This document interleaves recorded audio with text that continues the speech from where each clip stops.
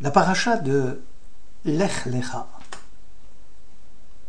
Dieu dit à Abraham, « Je suis l'Éternel qui t'ai tiré d'Ur Kasdim pour te donner ce pays en possession. » Il répondit, « Dieu éternel, comment saurais-je que j'en suis possesseur ?» Il lui dit, « Prépare-moi une génisse âgée de 3 ans, une chèvre de 3 ans, un bélier de 3 ans, une tourterelle et une jeune colombe. » Abraham prit tous ces animaux, divisa chacun par le milieu et disposa chaque moitié en regard de l'autre, mais ne divisa point les oiseaux.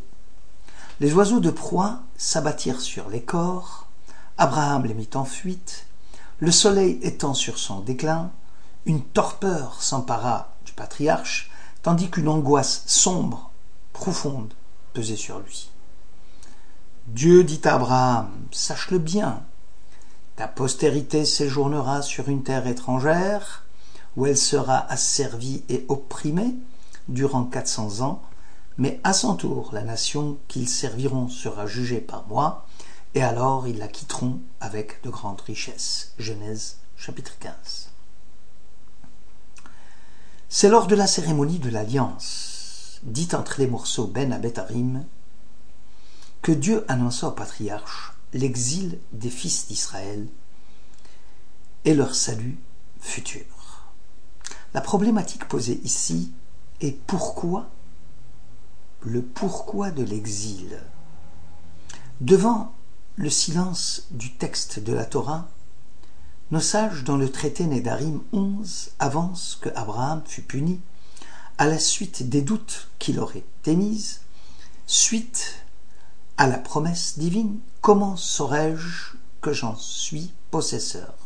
Bamé Eda Ki Irachen. Là encore, les avis sont partagés. Rabbi Ria, dans Genèse Rabbah, soutient que le patriarche, n'étant pas sceptique, mais au contraire, il cherchait à savoir par quel mérite la terre d'Israël lui serait octroyée. Nos sages dans le traité Brachot 7 feront l'éloge du patriarche, qui le premier appela Dieu Adon, le Seigneur, Adoni, Elohim. Un grand nombre de commentateurs de la Torah ne considéraient pas les paroles d'Abraham comme étant celles d'un scepticisme quelconque. Abrabanel pose le postulat suivant. L'exil en Égypte est un décret pris par Dieu à l'encontre d'Israël. Alors pourquoi les Égyptiens furent-ils sanctionnés? Il cite Zacharie, chapitre 1. « Ainsi parla l'Éternel Sébaoth. Je suis rempli d'un zèle ardent en faveur de Jérusalem et de Sion, mais j'éprouve une violente colère contre ces peuples qui vivent si paisibles, car alors que je n'étais qu'un peu irrité contre Israël, ils ont, eux, coopéré à la ruine. » Dieu a parlé d'asservissement, d'oppression de la nation juive. Les Égyptiens projetaient la liquidation physique des Hébreux, par leur dur labeur, par la noyade des nouveau-nés. C'est là le sens de l'expression « Dan Anochi ». La nation qu'ils serviront sera jugée par moi.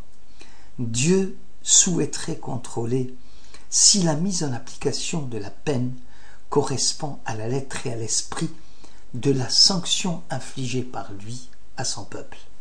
En tout état de cause, les plaies qui se sont abattues sur l'Égypte furent toujours précédées d'un avertissement leur signifiant qu'il y avait une limite à ne pas franchir en matière d'abus d'autorité et d'arbitraire. Car la soumission à des violences ici était voulue le fait de Dieu. En citant le prophète Isaïe, « Malheur à la Syrie, instrument de ma colère, aux mains de qui mon courroux est un bâton vengeur. Je le déchaîne contre une nation perverse, Israël. Je lui donne pouvoir sur un peuple, objet de ma réprobation, pour y exercer le pillage, pendre ses dépouilles et le fouler aux pieds comme la fange des rues. Mais lui, la Syrie comme l'Égyptien, ne l'entend pas ainsi. Semer des ruines, voilà son dessein. Exterminer le peuple en grand nombre. Isaïe, chapitre 10. Abravanel pense que l'exil en Égypte a pour origine la sanction infligée aux tribus d'Israël suite à la vente de Joseph. Ce dernier fut vendu comme esclave. À leur tour, les tribus seront traitées comme les esclaves du Pharaon. L'exil du patriarche Jacob fut la conséquence directe de la vente de Joseph. Aussi, au moment de l'Exode, Israël reçut l'ordre d'égorger un agneau qui doit rappeler l'origine de l'exil, au moment où les frères égorgèrent un chevreau et trempèrent la robe de Joseph dans son sang. Mais Abravanel avance aussi une autre idée. L'exil en Égypte, dit-il, fut salutaire, car il va forger la conscience du peuple juif et va constituer même une étape nécessaire en vue de l'élévation de l'esprit des Bné Israël. Le creuset égyptien a permis au peuple juif de saisir de visu la nature de la révélation de Dieu sur le mont Sinaï.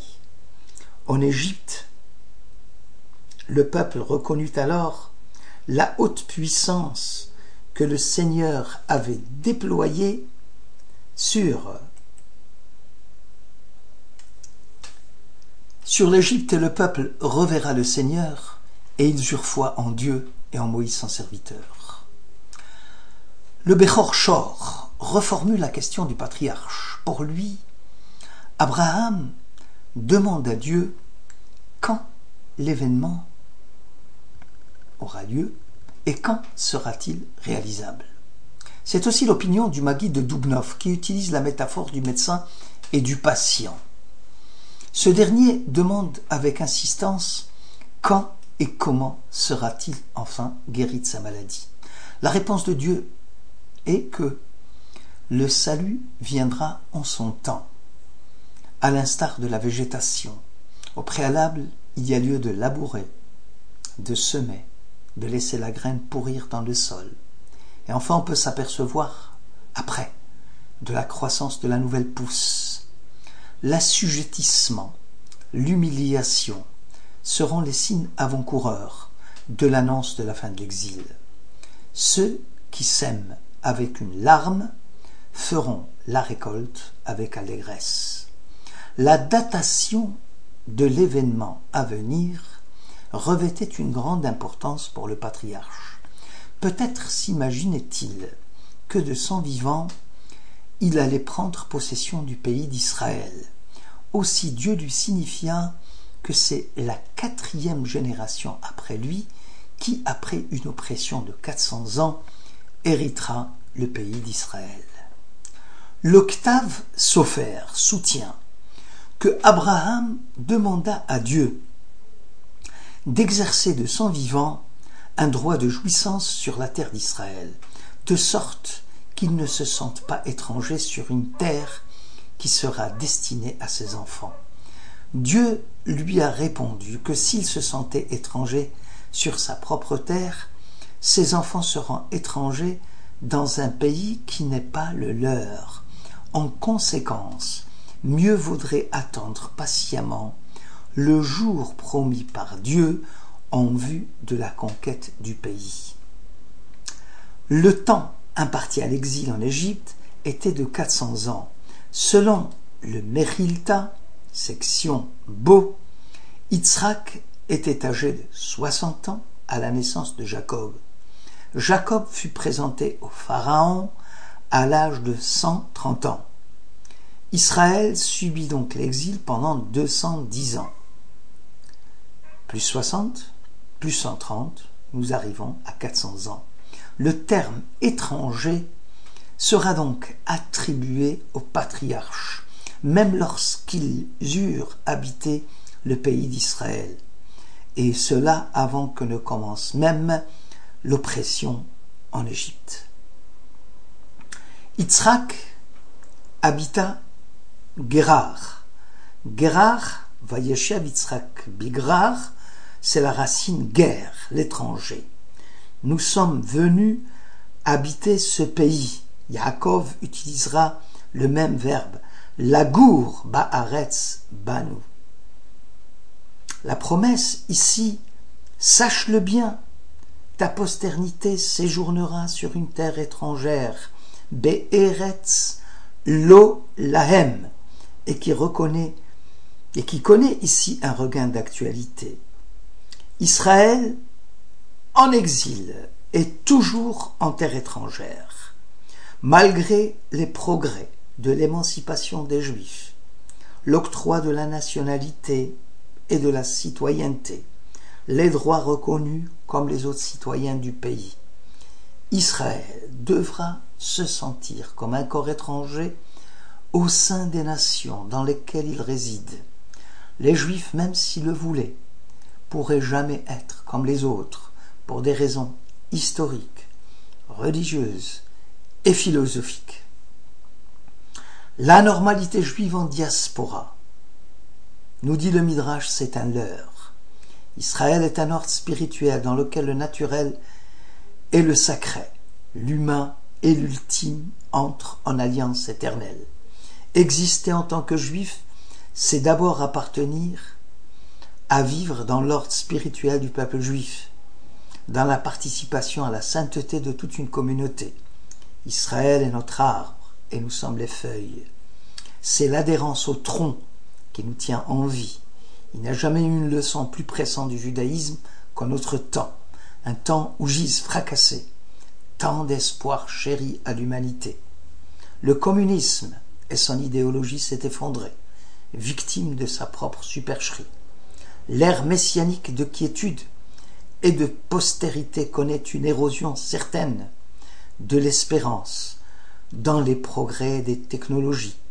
L'Occident voulant balayer les vieilles croyances monothéistes et comprimer les différences identitaires pour les fondre dans un moule qui serait celui de la citoyenneté productive et conviviale, a produit le triomphe du matérialisme, l'esprit impitoyable de compétitivité et de rentabilité, le règne de l'applaudimètre médiatique, en politique comme dans le domaine culturel.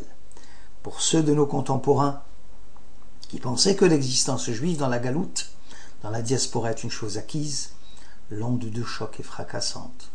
Notre peuple n'échappe pas à la fameuse loi pendulaire qui veut que la quête de l'équilibre pousse les individus à l'extrême opposé de ce dont ils ont hérité.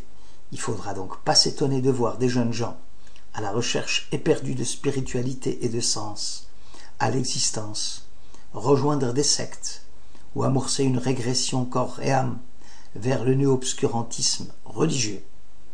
Israël continue à vivre en dépit du péril, malgré le fait incommode d'être juif. Israël est un refus de condescendre à la normalité, à la sécurité et au confort. L'homme juif en diaspora, s'il tend à se transformer en quoi que ce soit d'autre, il signe par là même sa disparition sans suicide spirituel. Les événements auxquels nous assistons de nos jours, avec la reconnaissance du pays d'Israël, de la langue hébraïque, l'arrivée massive des dispersés de Sion dans le pays de leurs ancêtres, sont un rappel de la puissance de cette mystérieuse promesse divine à Abraham: je t'ai tiré d'Ur Kasdim pour te donner ce pays, pays d'Israël, en possession. Shabbat Shalom.